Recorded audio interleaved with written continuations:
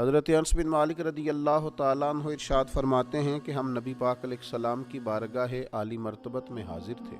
اچانک نبی پاک علیہ السلام نے مسکرانا شروع کیا، یہاں تک کہ میرے پیارے محبوب صلی اللہ تعالیٰ علیہ وسلم کے مقدس دانت مبارک ظاہر ہو گئے۔ اور صحابہ فرماتے ہیں جب حضور مسکراتے تو دانتوں سے ایسا نور نکلتا تھا کہ مسجد نبوی شریف کی دیواریں بھی روشن ہو جاتی تھی۔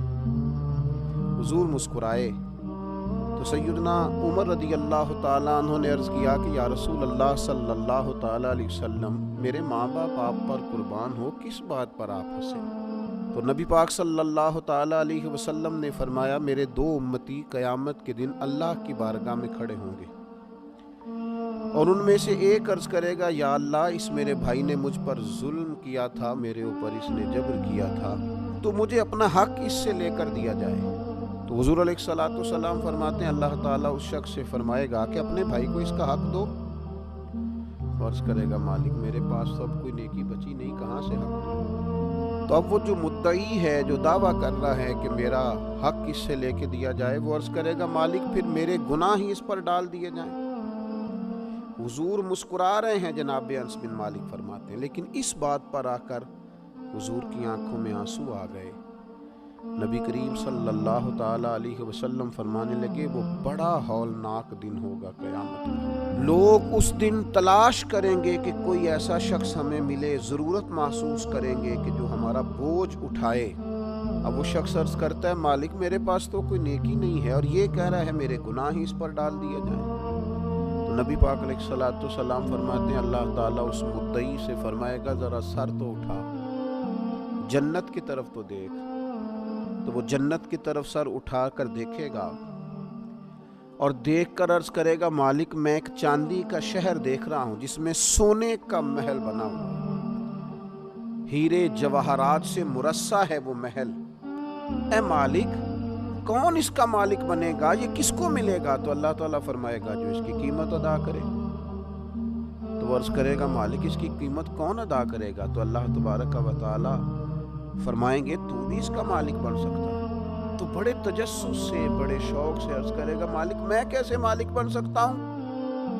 تو اللہ فرمائے گا، تو اپنے بھائی کو معاف کر دے، میں تجھے اس محل کا مالک بنا دیتا ہوں۔ کر دے معاف اپنے بھائی کو، درگزر کر اپنے بھائی سے، بھول جا اس کی خطاؤں کو، کچھ دیر کے لیے چھوڑ دے جو اس نے غلطیاں کی، تو معاف کر دے اسے، اور میں اس محل کا تجھے مالک بناتا ہوں۔